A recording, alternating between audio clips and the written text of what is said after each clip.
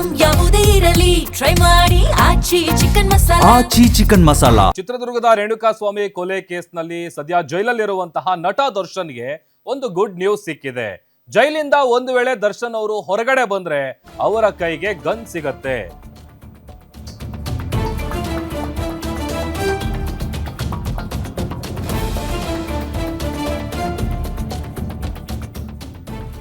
ನಟ Darshan gun licence ಅಮಾನತು ಆದೇಶಕ್ಕೆ ಹೈಕೋರ್ಟ್ ತಡೆ ನೀಡಿದೆ. ನ್ಯಾಯಮೂರ್ತಿ ಎಂ ನಾಗಪ್ರಸನ್ನ ಅವರಿದ್ದಂತಹ ಪೀಠ ಮಧ್ಯಂತರ ಆದೇಶವನ್ನ ಕೊಟ್ಟಿದೆ.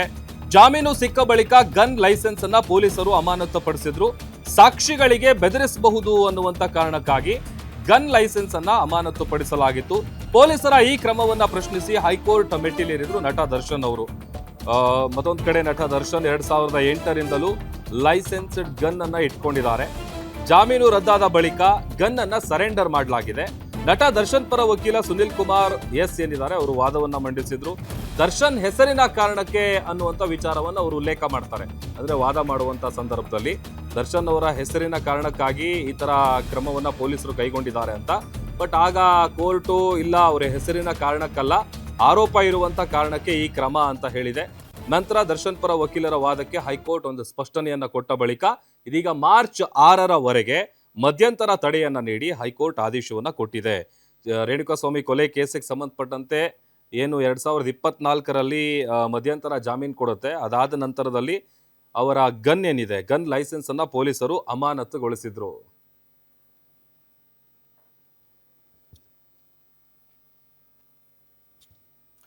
ಅದಷ್ಟು ಡೀಟೇಲ್ಸ್ ಕೊಡ್ತಾರೆ ನಮ್ಮ crime bureau head S K Manjunath live join ಆಗ್ತಾ ಇದ್ದಾರೆ. ಮಂಜುನಾಥ್, ಒಂದ್ ಕಡೆ ದರ್ಶನ್ ಅವರು ಜೈಲಲ್ಲಿದ್ದಾರೆ, ಮತ್ತೊಂದ್ ಕಡೆ ಈಗ ಲೈಸೆನ್ಸ್ಡ್ ಗನ್ ಏನಿದೆ ಆ ವಿಚಾರಕ್ಕೆ ಸಂಬಂಧಪಟ್ಟಂತೆ ಇದು ಗುಡ್ ನ್ಯೂಸ್ ಹೇಗೆ? ಆಮೇಲೆ ದರ್ಶನ್ ಅವರು ಹೊರಬರುವಂತ ಸಾಧ್ಯತೆ ಏನಾದರೂ ಇದೆಯಾ ಅಂತ? ಯಾಕಂತಂದ್ರೆ ಅಭಿಮಾನಿಗಳು ಆ ತರದ ಒಂದಷ್ಟು ನಿರೀಕ್ಷೆ ಇಟ್ಕೊಂಡಿದ್ದಾರೆ, ಅತಿ ಶೀಘ್ರದಲ್ಲಿ ದರ್ಶನ್ ಅವರು ರಿಲೀಸ್ ಆಗ್ತಾರೆ ಅಂತ. ನಿಜನಾ, ಹೇಗೆ?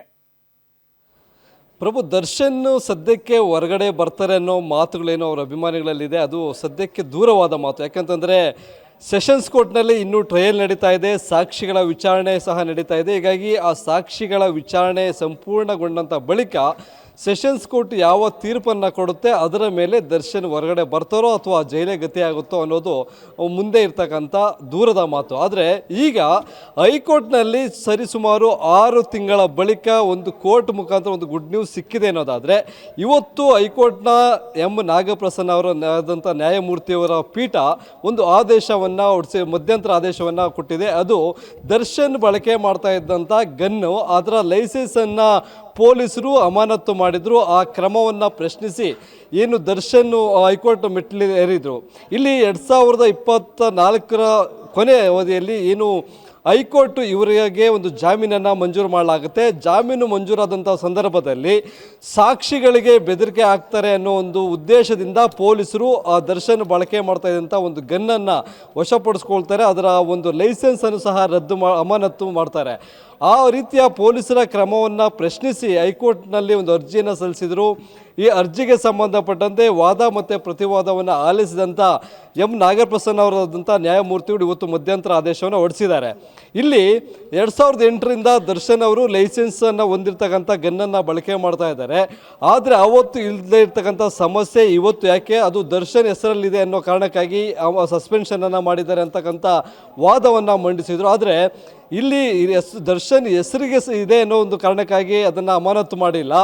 ಆರೋಪ ಯಾವುದು? ಸಾಕ್ಷಿಗಳಿಗೆ ಬೆದರಿಕೆ ಹಾಕುವಂಥ ಉದ್ದೇಶ ಇದೆ. ಆ ಆರೋಪದ ಮೇಲೆ ಪೊಲೀಸರು ಈ ಕ್ರಮವನ್ನು ಕೈಗೊಂಡಿರಬಹುದು ಅಂತಕ್ಕಂಥ ಅಭಿಪ್ರಾಯವನ್ನು ವ್ಯಕ್ತಪಡಿಸಿದಂಥ ನ್ಯಾಯಮೂರ್ತಿಗಳಾದಂಥ ಎಂ ಪ್ರಸನ್ನ ಅವರು ಈ ಒಂದು ಪೊಲೀಸರ ಒಂದು ಅಮಾನತು ಕ್ರಮ ಏನಿತ್ತು ಅದಕ್ಕೆ ಮಧ್ಯಂತರ ತಡೆಯಾಜ್ಞೆಯನ್ನು ನೀಡಿ ಮುಂದಿನ ವಿಚಾರಣೆಯನ್ನು ಮಾರ್ಚ್ 6ನೇ ತಾರೀಕಿಗೆ ಮುಂದೂಡಲಾಗಿದೆ. ಹೀಗಾಗಿ ಒಂದು ಕಡೆ ಏನು ಸಸ್ಪೆನ್ಷನ್ ಆಗಿದ್ದಂಥ ಅವರ ಗನ್ ಲೈಸೆನ್ಸು ಅದಕ್ಕೆ ಒಂದು ತಡೆಯಾಜ್ಞೆ ಕೊಟ್ಟಿರ್ತಕ್ಕಂಥ ಹಿನ್ನೆಲೆಯಲ್ಲಿ ಒಂದು ಲೆಕ್ಕಾಚಾರದಲ್ಲಿ ಇದು ದರ್ಶನ್ ಪಾಲಿಗೆ ಒಂದು ಗುಡ್ ನ್ಯೂಸು. ಆದರೆ ಅಭಿಮಾನಿಗಳು ಅಂದುಕೊಂಡಿರುವ ರೀತಿಯಾಗಿ ದರ್ಶನ್ ಇನ್ನು 2 ತಿಂಗಳಲ್ಲಿ ವಾಪಸ್ ಬರ್ತಾರೆ, ಜೈಲಿಂದ ಬಿಡುಗಡೆ ಆಗ್ತಾರೆ, ಇವೆಲ್ಲವೂ ಸತ್ಯಕ್ಕೆ ದೂರ ಹೋದಂಥ ಮತ್ತು ದೂರದ ಸಂಗತಿ ಇದು. ಯಾಕೆಂತಂದರೆ ನಾನು ಆಗಲೇ ಹೇಳಿದಾಗೆ ಟ್ರಯಲ್ ಸಂಪೂರ್ಣವಾಗಿ ಟ್ರಯಲ್ ಮುಗಿಯಬೇಕು. ಅಲ್ಲಿ ವಾದ ಮತ್ತು ಪ್ರತಿವಾದ, ಸಾಕ್ಷಿಗಳು, ಪೊಲೀಸರು ಸೀಸ್ ಮಾಡಿರ್ತಕ್ಕಂಥ ಎವಿಡೆನ್ಸ್ಗಳು ಇದರಲ್ಲಿ ದರ್ಶನ್ ನಿರಪರಾಧಿ ಅನ್ನೋದು ಸಾಬೀತಾದರೆ ಮಾತ್ರ ಹೊರಗಡೆ ಬರುವಂಥ ಅವಕಾಶ ಇದೆ. ಪ್ರಭು, ಓಕೆ, ಥ್ಯಾಂಕ್ ಯು ಮಂಜುನಾಥ್ ನಿಮ್ಮೆಲ್ಲ ಡೀಟೇಲ್ಸ್ಗಾಗಿ. ನಿಮ್ಮೂರಿನಿಂದ ವಿಶ್ವ ಮಟ್ಟದವರೆಗೆ ರಾಜಕೀಯ, ಸಿನಿಮಾ, ಸ್ಪೋರ್ಟ್ಸ್ ಯಾವ ಸುದ್ದಿಯೂ ಮಿಸ್ ಆಗಲ್ಲ. ಬರೀ ಸುದ್ದಿಯಷ್ಟೇ ಅಲ್ಲ, ಜೊತೆಯಲ್ಲೇ ಇರುತ್ತೆ ವಿಶ್ಲೇಷಣೆ. ಗ್ಯಾರಂಟಿ ನ್ಯೂಸ್ ನ ಸಬ್ಸ್ಕ್ರೈಬ್ ಮಾಡಿ, ಫಾಲೋ ಮಾಡಿ, ಕ್ಷಣ ಕ್ಷಣದ ಅಪ್ಡೇಟ್ಸ್ ಪಡೆಯಿರಿ.